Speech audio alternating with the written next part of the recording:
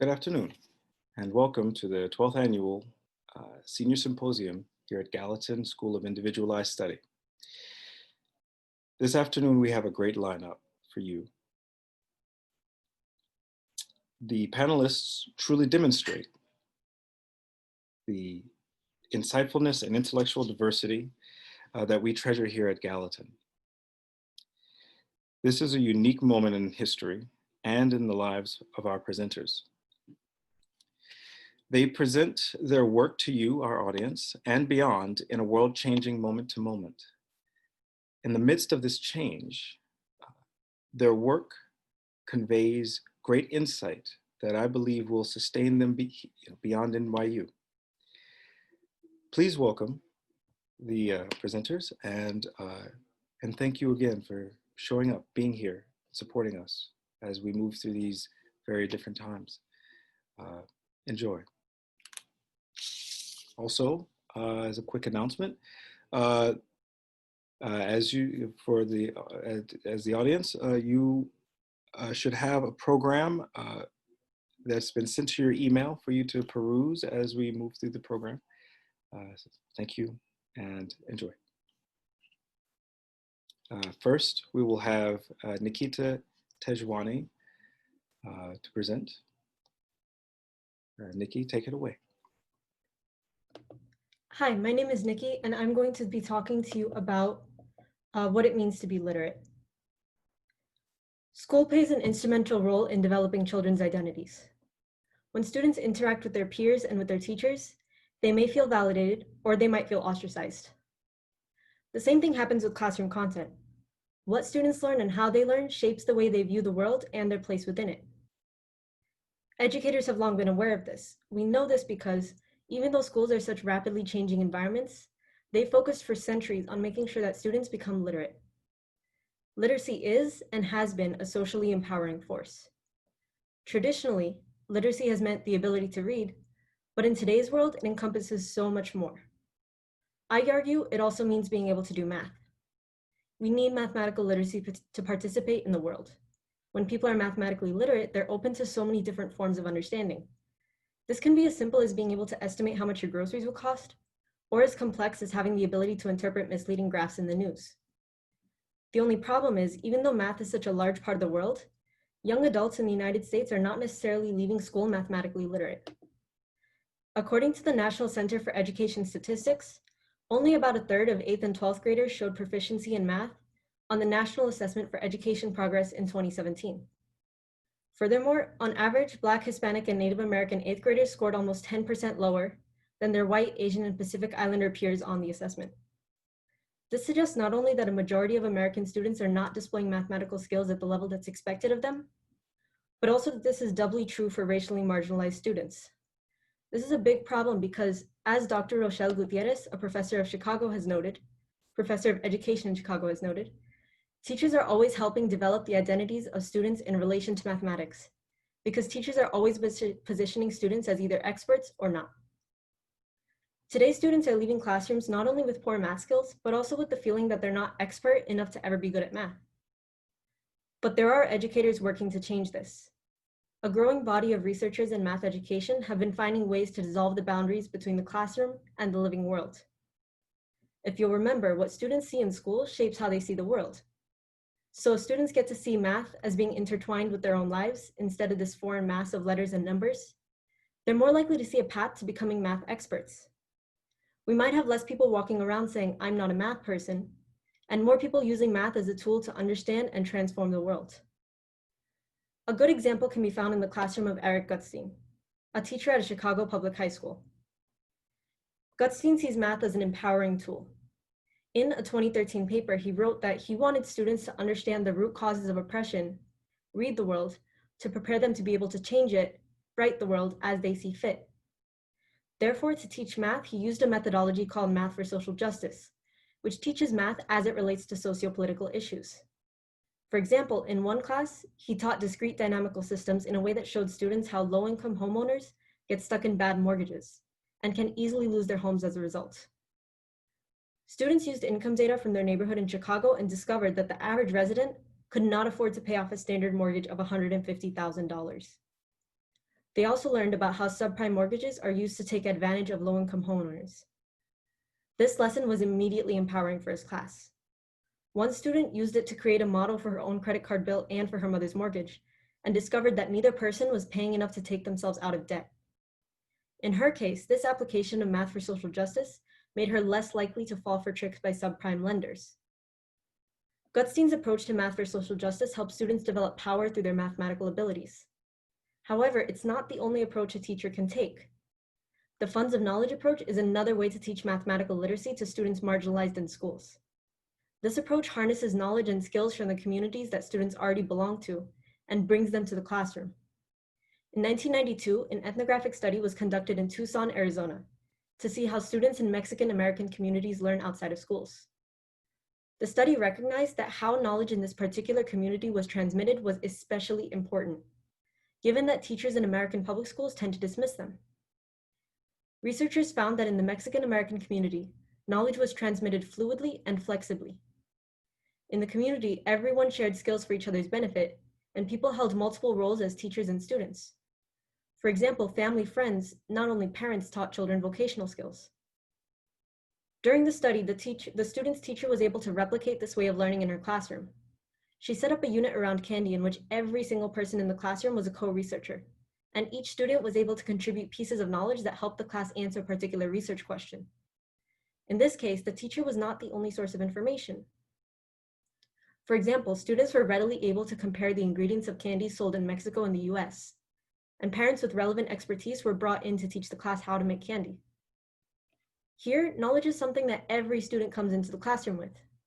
While mathematical literacy was not a specific focus of the study, we could say that all students have a form of math literacy, and it's up to everyone in the classroom as a community of learners to cultivate it. In both these studies, teachers were working with groups of marginalized students, meaning students who tend to be viewed in classrooms from a deficit perspective. Teachers are more likely to see these students as less equipped to learn because of their racial or socioeconomic backgrounds. The teachers in these studies, however, flip that perception, and instead of dismissing the backgrounds of the children they see, they use math for social justice or funds of knowledge approaches to highlight the ways that these children can use mathematics in their home lives. When math teachers bring communities into their classrooms, they're able to serve two very important functions. They validate their students, and they humanize mathematics. As a result, their students are more likely to build connections with their teachers and with class content. To add on to that, they're learning material in a way that empowers them to apply it in their lives. In other words, they're learning to become literate.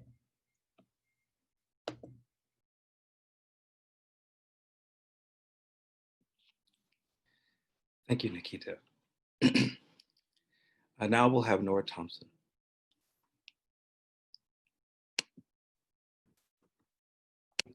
Hi, my name is Nora Thompson, and I am speaking on healing our campuses.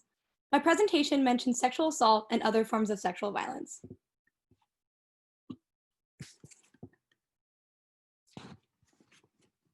Some women are safer today than they were 25 years ago, but women with less power are in as much danger as ever, precisely because of the ideological and strategic direction the anti-violence movement has taken.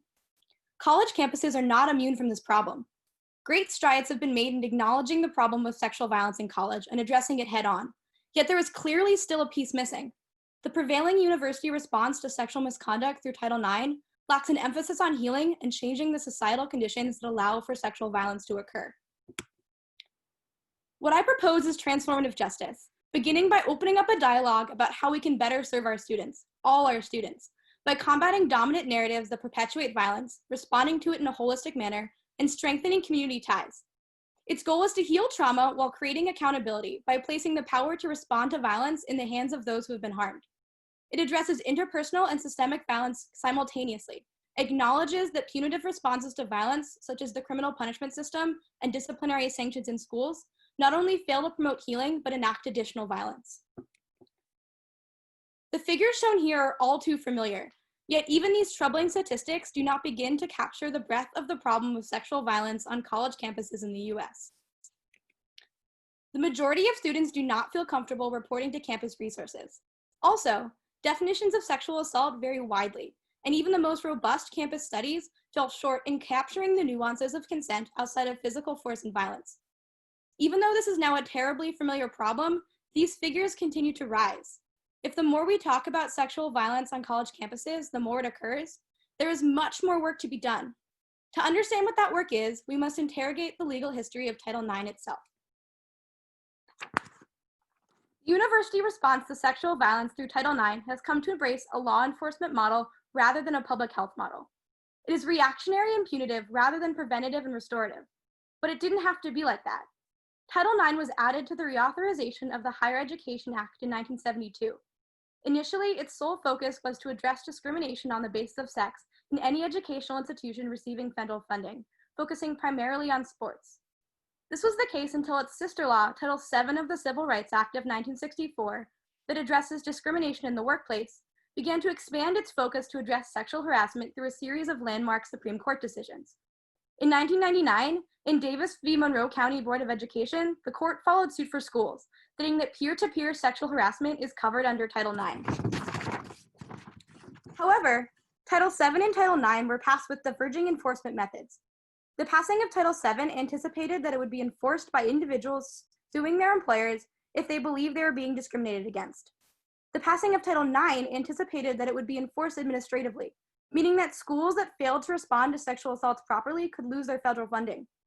Title VII incentivized employers to create programs and trainings to prevent sexual assault.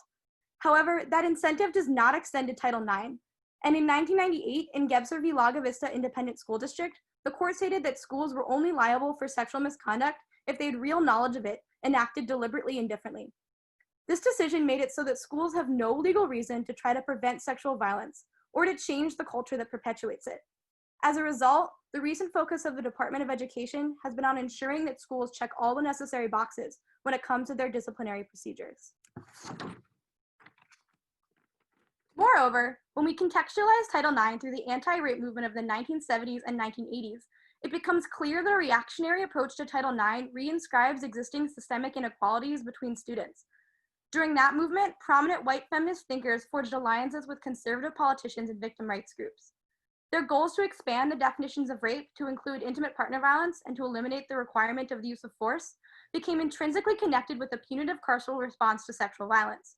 For example, the Violence Against Women Act of 1994 increased funding to services for survivors, but also provided block grants to police to increase police presence and paved way for mandatory arrest laws that require an arrest to be made for every domestic violence call, even if the primary aggressor cannot be identified. This logic found its way into Title IX policy through proposed mandatory minimum punishments and immediate removal of students found responsible of sexual assault. Additionally, anti-rape era policies privileged some survivors over others, namely white, heterosexual, upper and middle class women. They heavily impact women of color since the inherently racialized system of policing in the US places the carceral response in their communities. Thus, women of color are decentivized from reporting to police because doing so would enact additional violence and are incarcerated as survivors at incredibly disproportionate rates. The university response to sexual assault similarly serves certain students over others. For example, the 2017 Sexual Health Initiative to Foster Transformation showed that women of color, financially insecure students, and queer students have unique sexual health needs that Title IX is not addressing. Ultimately, the history of Title IX has shaped it into a doctrine that supports the law enforcement model and falls short of changing behavior and providing meaningful healing. But it didn't have to be like that, and it doesn't have to stay like that. Progress began in 2011 when the Obama administration published its Dear Colleague letter, dictating how educational institutions must conduct their disciplinary procedures under Title IX. This letter signaled to universities that sexual violence must be taken seriously and was a major step forward in creating an interpersonal trauma-informed process, most notably by not allowing students to be cross-examined. Unfortunately, this letter has been rolled back by the regulation that Trump's Secretary of Education, Betsy DeVos, just released on Wednesday. This document constitutes the final version of the proposed rulemaking released in November 2018. It emphasizes the due process rights of those accused of sexual misconduct and changes the complaint process to more clearly mimic a criminal courtroom, including by changing the evidentiary standard.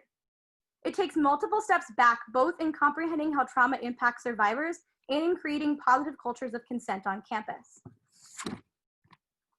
Due to DeVos's recent action, we find ourselves at a critical juncture, especially since the final version was released in the midst of a global pandemic that has left schools already grappling with unprecedented challenges. The Obama letter importantly addressed the gravity of the issue in interpersonal trauma. However, the approaches of both administrations appealed to punitive and reactionary models and did not extend to systemic trauma and violence prevention. The transformative justice model, in contrast, addresses sexual misconduct on college campuses at the interpersonal and systemic levels of violence and trauma concurrently. Without that, we ignore the needs of so many of our students. We must open up the conversation and change how we discuss sexual health on campus.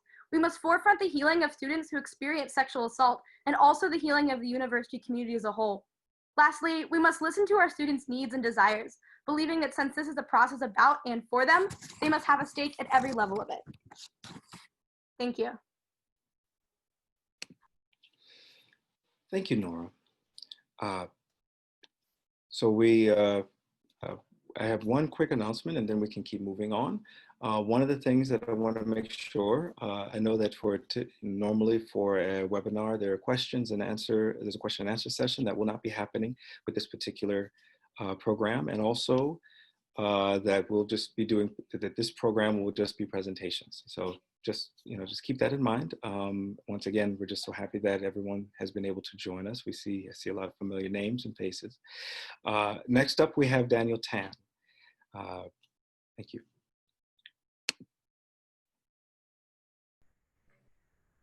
Hi, everyone. I'm Daniel Tan, and today I want to start off with a question.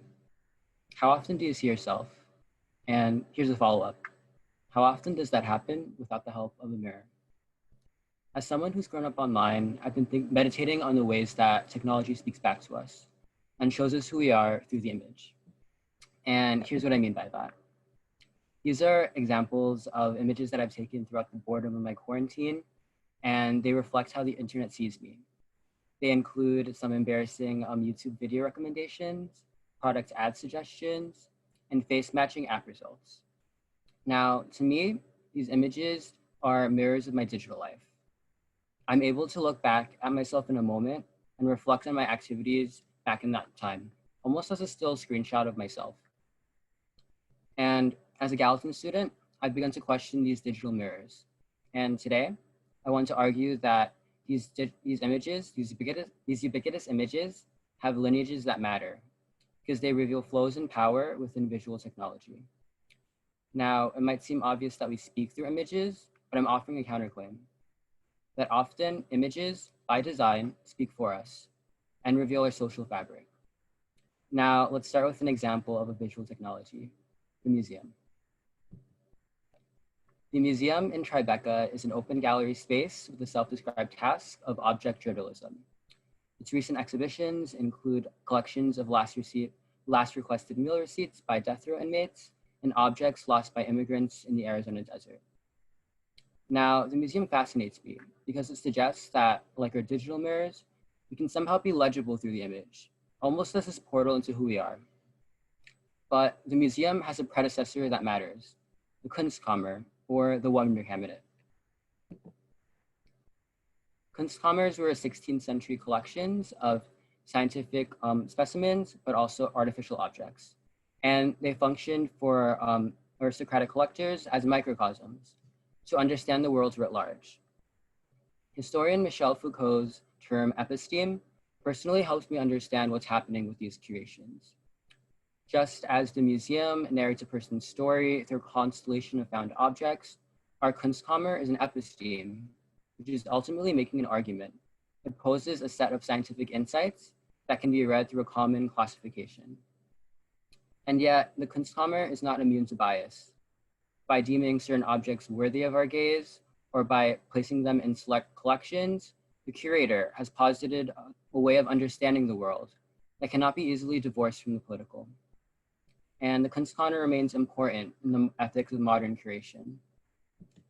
Its problematics persist in examples like the Museum of Natural History in New York, which houses Native American cultural objects alongside natural history wings.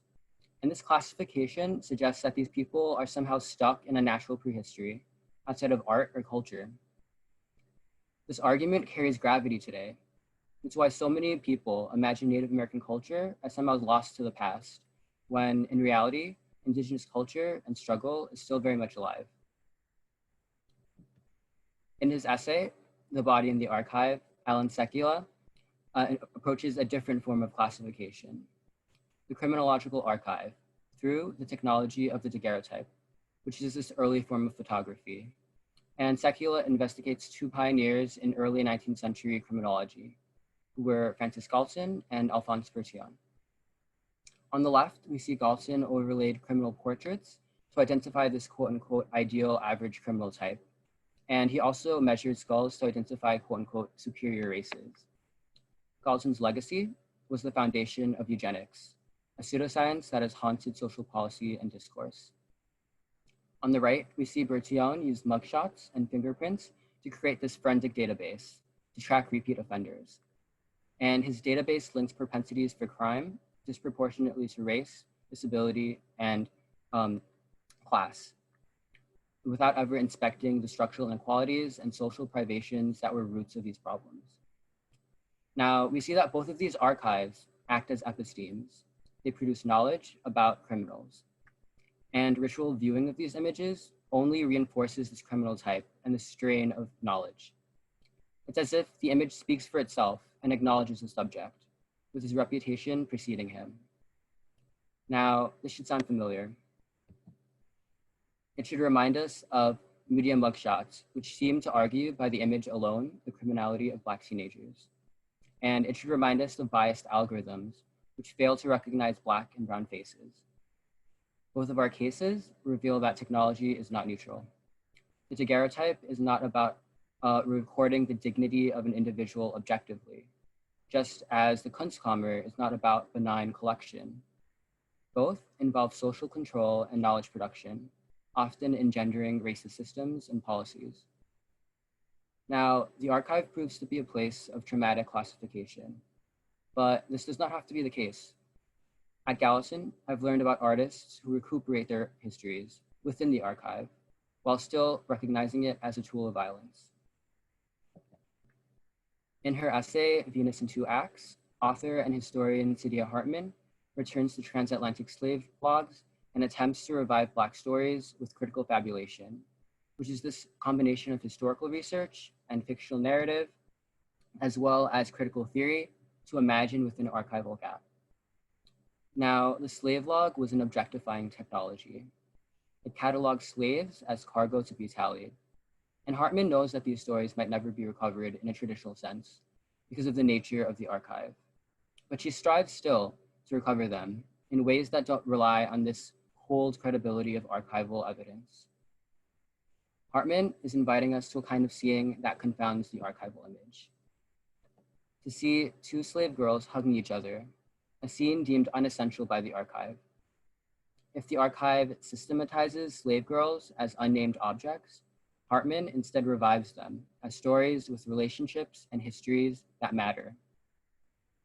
In closing, I invite you to think creatively about our own role in knowledge production, how we can reimagine those that have been elided, and perhaps fertilize old visual technologies with ethical new ways of seeing and being. I challenge you to exercise the right to look back and to interrogate how we are seen, because we are more than what we seem, and there's more to the image than what meets the eye. Thank you. Thank you, Daniel. Next, we have Linda Kathrine Duverné. Hello, my name is Linda Kathrine Duverné, and today I'll be speaking on healing from intergenerational trauma, Haitian Vodou. Through conversations I have with my 31-year-old brother over the past 4 years, we have become more reflective about our childhood, aware that who we are now stems from our parents. But we know that the internal work we are doing for ourselves can reshape who we are and the trauma that persists in our family. Growing up to two Haitian immigrant parents as first-generation Haitian Americans, I have come to understand how my identity as Haitian American has informed our journey of healing. My own healing has been influenced by Vodou, mindful and contemplative practices. This speaks to the tools that the Haitian diaspora can tap into to reverse the intergenerational trauma. The question I want to meditate on today is, how can we address the healing that comes out of Haitian Vodou to empower the Haitian diaspora? To frame this conversation about intergenerational trauma, let's define it first.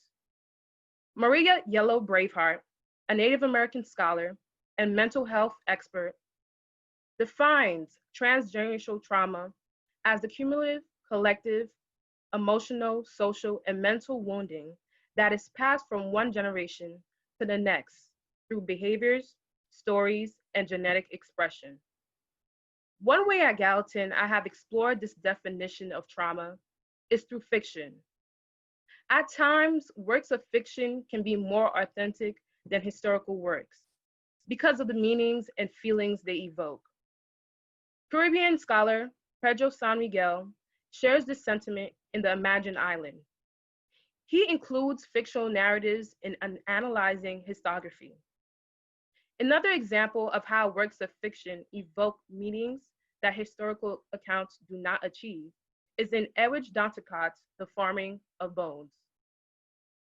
We see a personal account of Amabel, who experiences the 1937 Parsley Massacre. Her narrative can't read from historical texts because historical texts do more of the job of sharing facts, overviews, and from the perspective of those in power rather than those who have suffered.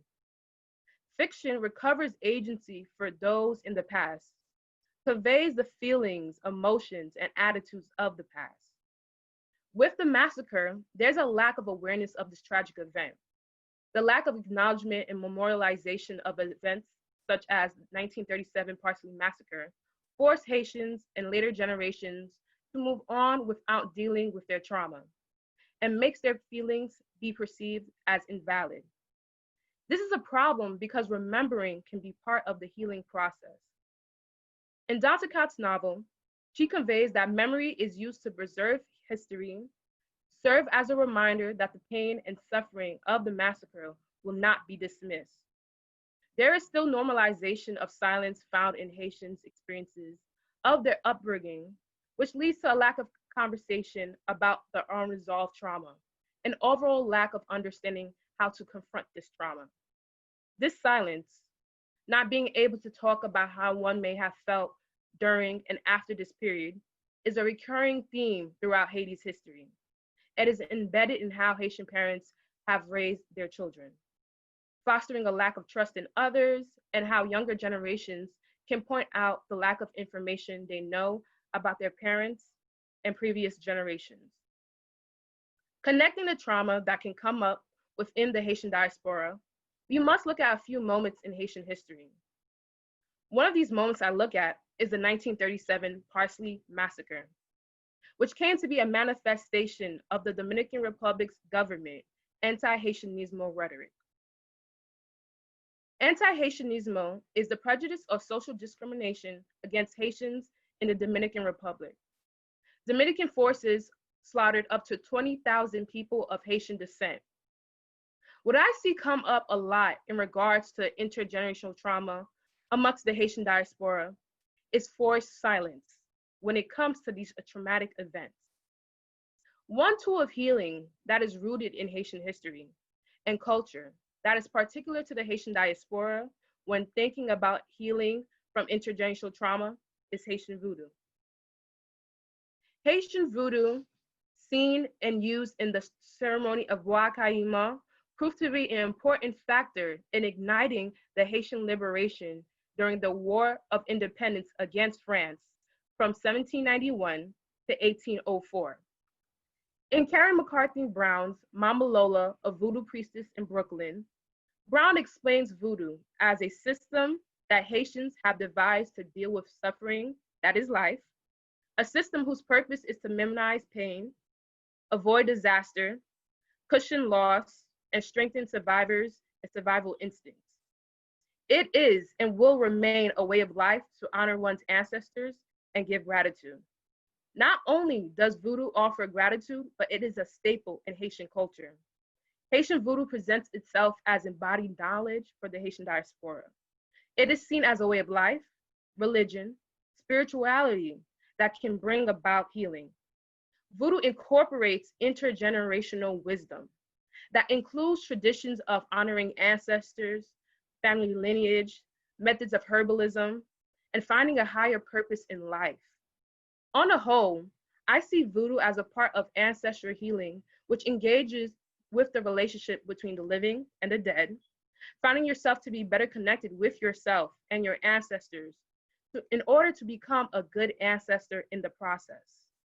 I am learning that with ancestral healing, specifically looking at the practice of voodoo, we can break generational curses that have plagued our families. Thank you.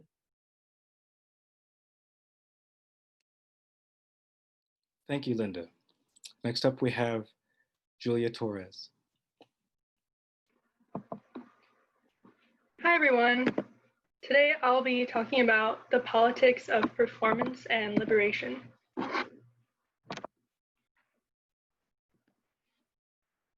Political artists working toward liberation have the ability to both expand collective imagination and to inspire communities toward effective, empowering, direct organization. This ability allows artists and audiences to more clearly envision a just society and work towards it. World building, the concept that best captures this work of empowerment, is a medium for shifting social consciousness. It envisions new versions of society that expand a collective's imagination of what is possible to achieve for themselves. This type of imagination is vital for marginalized communities as they work to construct autonomous spaces for themselves. These spaces must exist completely separate from existing oppressive structures. This introduces the main idea of this talk, the thin line drawn between performative liberation and performance as liberation. Performative liberation puts marginalized groups at center stage without questioning why they were never on the stage in the first place. It encompasses displays of progressive ideals and performance to increase representation of marginalized peoples in mainstream media. Behind the scenes, though, it does little to dismantle the structures that make increased representation a necessity. Performance as liberation, however, occurs when an artist uses their performance as a vehicle for socio-political transformation both on and off stage. In other words, this performance works beyond representation. It exists with the end goal of dismantling structures that marginalize the performers' communities. The means for achieving this goal can be through catharsis, documentation, or memorialization of lived experiences, and the redistribution of resources and knowledge, among others. I'm going to focus on two artists, Sun Ra and Janelle Monáe, because of their significant artistic work in world building and because of the differences present in their political thoughts and strategies. So Sun Ra, an avant-garde jazz composer and bandleader prominent in the 50s and 60s, proclaimed to be a citizen of the planet Saturn and preached about the necessity for Black people to reclaim technology for themselves in order to construct a Black utopia. He was acutely aware of the ways white society and capitalism disenfranchised Black people. He preached about a technologically empowered mythic consciousness for Black people that he imagined would enable them to control technologies and build the societies of the future. Sun Ra made substantial contributions to the development of Afrofuturism, a cultural aesthetic, philosophy, and movement aimed at celebrating and exploring African diasporic culture and reimaginings of a collective future. This is an important example of world building as a pathway to liberation. Sun Ra's political thoughts and tactics differed from those belonging to civil rights activists of the time, as well as the prominent Black Panther Party, though all were undoubtedly impactful. The Panthers stressed the importance of direct work within communities to provide resources and knowledge for themselves, achieving Black liberation through strategic organization. The bridge missing between these groups would combine artistic contributions to cultural reimagining with the direct action and community organization necessary for realizing autonomy. Both are necessary in achieving complete collective liberation. As decades have passed since Sun Ra's artistic prime, the progression of capitalism has resulted in the commercialization of certain aesthetics that were once considered novel, revolutionary, or alternative. This can be observed in the mainstreaming of cultural movements such as Afrofuturism. An artist at the center of today's Afrofuturist revival is singer, songwriter, and producer Janelle Monáe.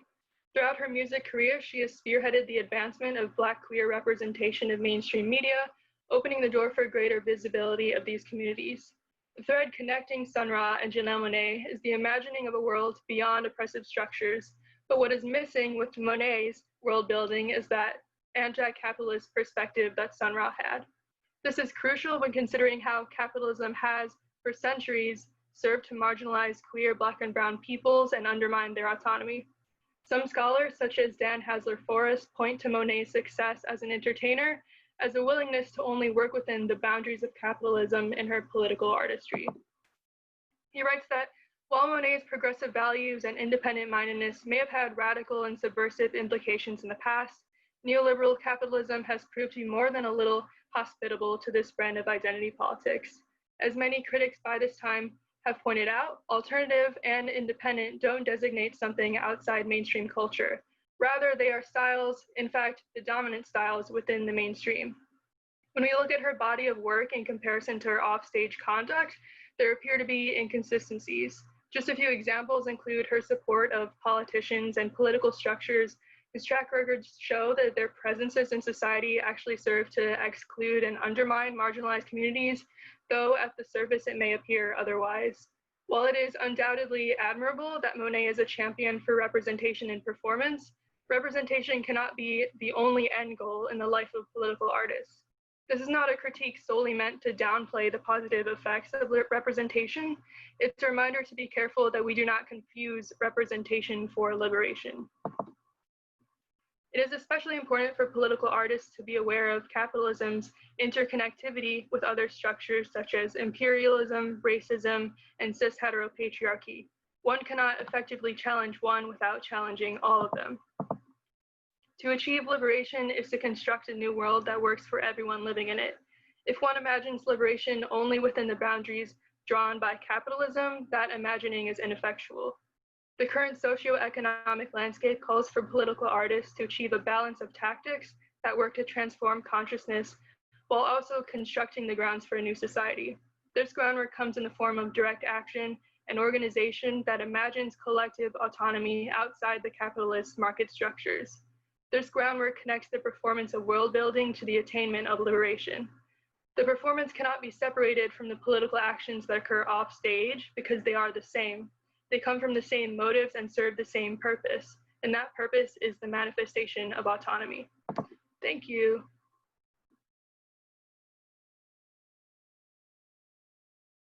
Thank you, Julia.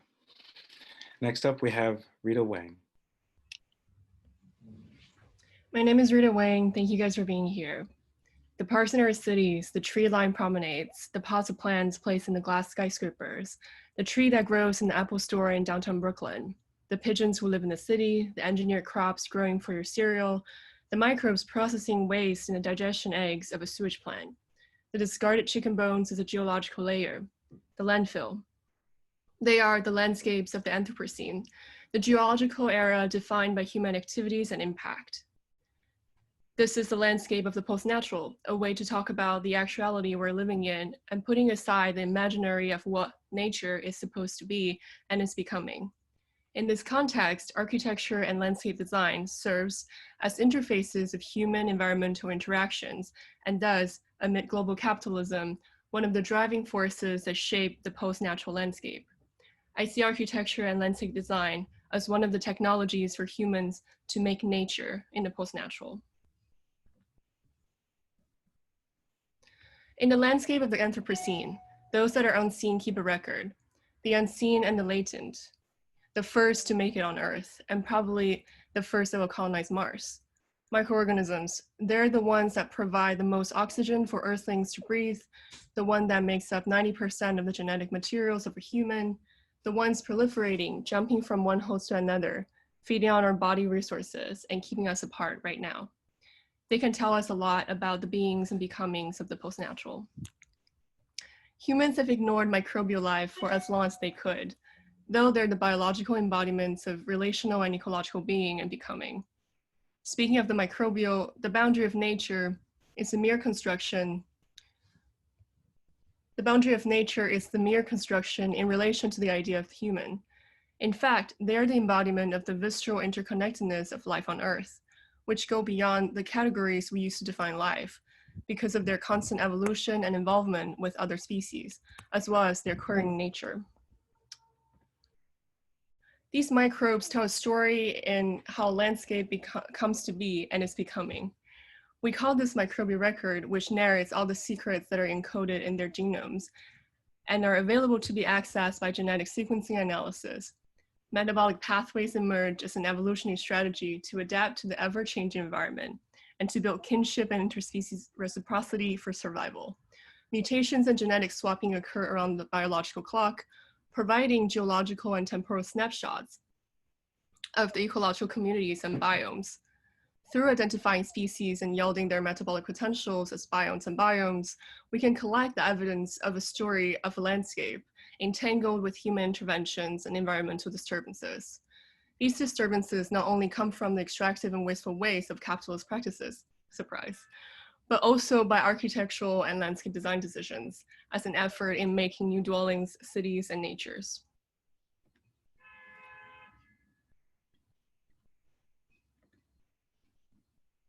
My fascination with the ecological impact of human-made nature and microbial timekeeping and storytelling led me to an ongoing project based on the nature currently being built at Fresh Kills Park on Staten Island. Fresh Kills Park sits on top of what was Fresh Kills landfill. The name came from the Dutch settlers when it was once a thriving wetland. Fresh means fresh, kills means stream. In the late 20th century, Fresh Kills became the world's largest landfill. It closed, though, in 1996, but received its last batch in 2001, the debris and remains of 9/11. Now it is becoming the biggest urban park in the whole North America. The 2,200 acres park has 4 months because of the 4 months of trash, decomposing underneath and alternating the topography of the landscape at the same time. The design goal of Fresh Kills is to create a fresh new landscape separated from its past, which is done by advanced geoengineering and methane capture to minimize the presence of the trash layer underneath. The architecture studio responsible for the design also made the High Line, Domino Park, and many scenes in the city.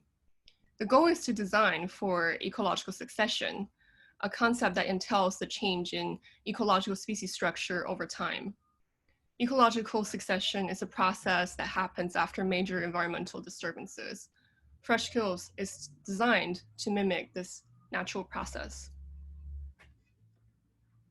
What can the microbial record then tell us about the design decisions in the making of the post-natural landscape?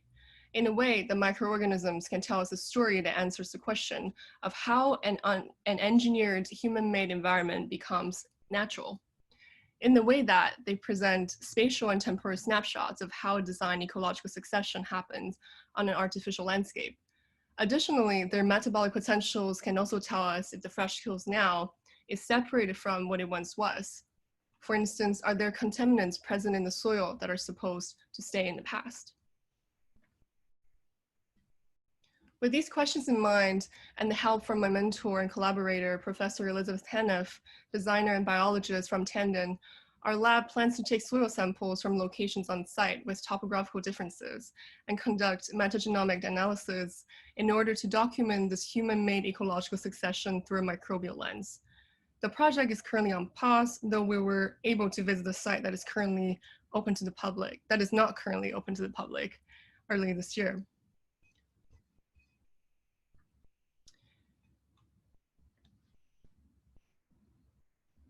In our inquiry, we want to establish baseline data in terms of using microbial indicators to measure the impact of landscape design decisions, as well as the ways in which certain microbial metabolic pathways and species structures can inform us about the making of an artificial landscape, a nature in the post-natural.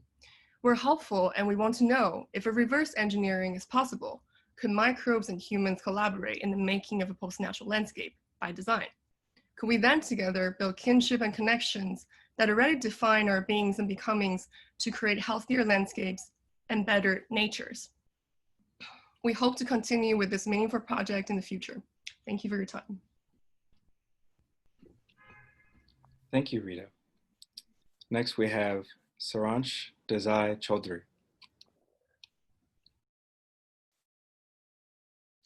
All right, hello everyone. My name is Saransh, and today I'm going to be discussing my concentration, cultural entrepreneurship, which is a developing field that attempts to synthesize commercial development with social productivity in the creative economy. So I hope that by illustrating examples across regions, disciplines, and eras, I'm able to illustrate the possibilities born out of reimagining social roles and promoting new behaviors through the mode of the cultural industries.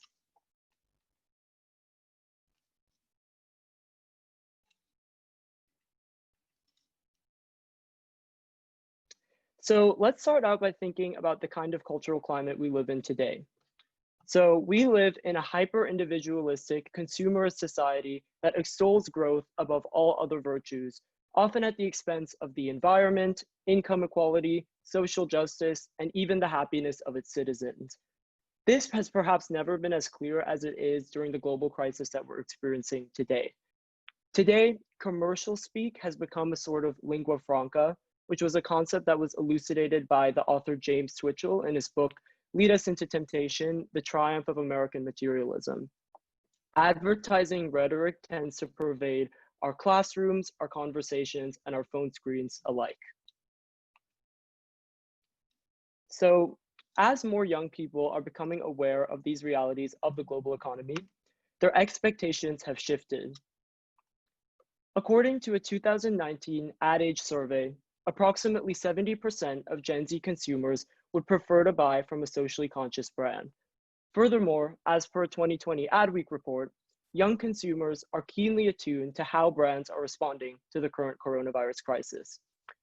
These shifts indicate that a dedication to social impact can no longer be a mere afterthought for major players in the business world. Instead, it must be a crucial point of emphasis for any organization that hopes to reach the next generation.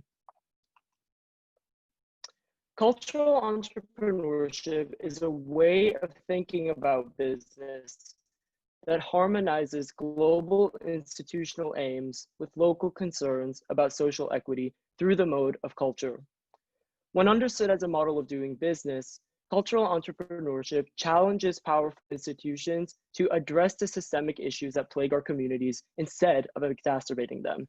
This model might look like social engineering, and some may argue that internal disruption of institutions and of cultural paradigms only goes so far. However, to find successful examples of this model, we don't need to look farther than our television screens and our literary works. All right, so I'm gonna go ahead and continue. In 2006, ABC premiered Ugly Betty, which was a groundbreaking show which portrayed Latino family life, a heroine combating beauty standards, and narratives surrounding LGBTQ rights, immigration, and corporate inclusivity. The show's profound impact on issues and culture even attracted the attention of the United States Congress when the Congresswoman Hilda Solis congratulated the show for bringing a positive profile to the Latin and Hispanic communities and for defying stereotypes. Crucially, its social influence was propelled by its commercial ferocity as a product of a media conglomerate, reaching up to 16 million viewers weekly and supported by global media campaigns over the course of its run. Historically, we can identify skeletal formations of such progression. Commissioned by Louis XIV, the play Tartuffe by playwright Molière critiqued the hypocrisy of religious thinkers who falsely hid behind moralistic rubrics to an audience of Catholic leaders in the court of Versailles. Similarly, in 1665, Louis XIV commissioned the playwright Marie-Catherine de Villedieu to write Le Favori, which was a 5-act comedy which critiqued the superficial cultural attitudes of the exact kind of courtesans who comprised its audience. Both pieces' spirits of internal disruption and transgression have ironically been magnified by their attachment to monarchic legacy. And these examples of artists demonstrating resistance using the tools of the institutions they belong to can help us understand the ethos of cultural entrepreneurship and provide a direction for how we can apply it today. So some sociologists argue that the danger of cultural entrepreneurship is that focusing purely on representation conjures up the harmful illusion that inequality does not exist. When an institution passively appropriates the semblance of cultural understanding to appear benevolent without practically doing the work to address social issues, the net impact is often more negative than positive. So for cultural entrepreneurship to truly be effective, we must challenge institutions to be consistent on both the representational and structural levels. In 2007, Unilever, which is one of the top transnational consumer goods companies, failed to do just that. Its Dove Real Beauty campaign in the United States ran concurrently with its Fair and Lovely Skin Lightening Cream campaign in India, which propelled harmful societal tropes for the sake of profit in a developing region. The inconsistency of its brand portfolio convolutes any attempts it made to be socially impactful.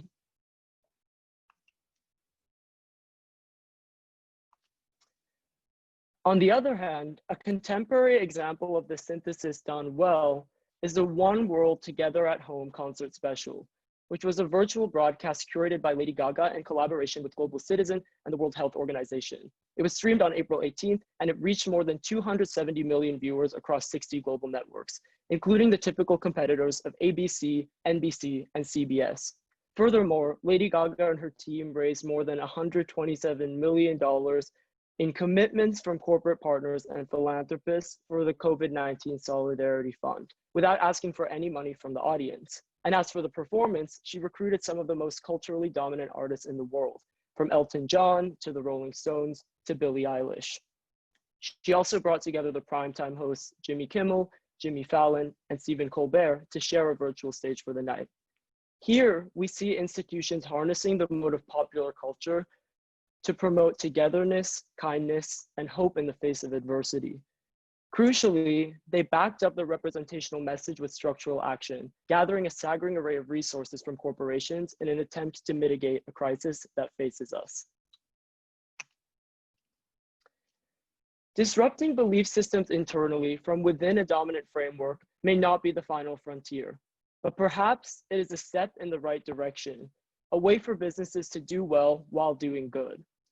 In harnessing cultural entrepreneurship as a critical tool, we must hold ourselves accountable, considering whether imperfect change at some margin is better than no change at all, whether sequential progress today paves the way for comprehensive progress tomorrow.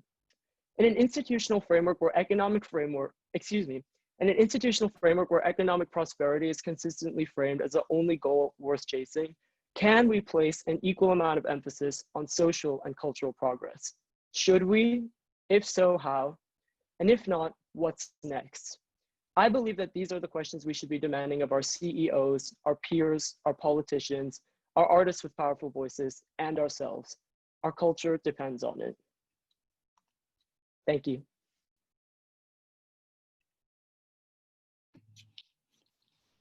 Thank you, Saransh. Last but not least, we have Rebecca Karpen. Hi, my name is Rebecca Karpen. And on the first night of Hanukkah, 2014, I started screaming in my living room, "Mom, Mom, Taylor Swift followed me on Tumblr." That might not mean anything to any of you, but I'm gonna make it important to you in the next 7 minutes. In a 1944 New York Herald Tribune article, a psychologist described teenage Frank Sinatra fans as victims of a peculiar clannish hysteria incomprehensible to the adult world, complicated by the war and uniforms, the contagion of a fad, and the fact that this little fellow represents some kind of idealized hero, much like the story of Prince Charming. The psychologist also said he had heard better singers. Regardless of that, during World War II, Frank Sinatra inspired an estimated 2,000 fan clubs across the globe, mostly comprised of teenage girls who were too young to join the war effort and lacked the presence of important male figures in their lives. Sinatra employed a fan club liaison who built programs such as a pen pal exchange, matching Sinatra fan clubs from different countries with one another. Through the channels and values Sinatra employed, as well as his team, young women learned real-world skills and gained confidence. They developed an interest in global politics, paid dues, held elections, kept budgets, and wrote for newsletters. More recently, fan networks quickly and effectively mobilized in response to the COVID-19 pandemic in China. The WeChat Taylor Swift fan club raised the equivalent of $19,000 US for Hubei hospitals, while the Chinese Red Cross was providing garbage bags as PPE for medical staff.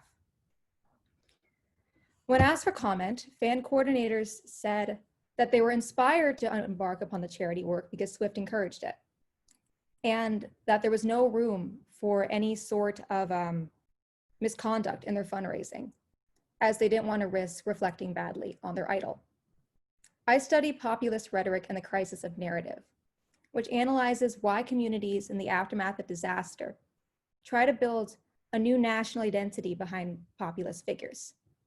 My work mostly focuses on totalitarian governments and charismatic dictators. However, as these two examples show, populism is not confined solely to a political realm. But I'm getting a bit ahead of myself. What is populism? Here we go. Here, my boy Benjamin Moffat defines populism as a political style that features an appeal to the people versus the elite, bad manners, and the performance of crisis, breakdown, or threat. Populist figures face the dilemma of appearing relatable enough to be considered one of the people, yet also need to evoke the image of a savior. In doing so, populists foster empathy within their base. This can range from heads of state wearing civilian clothing rather than imperial attire, to songwriters singing about your best friend losing her virginity to a boy who changed his mind. We both cried. Taylor Swift is a great example of populist popular culture.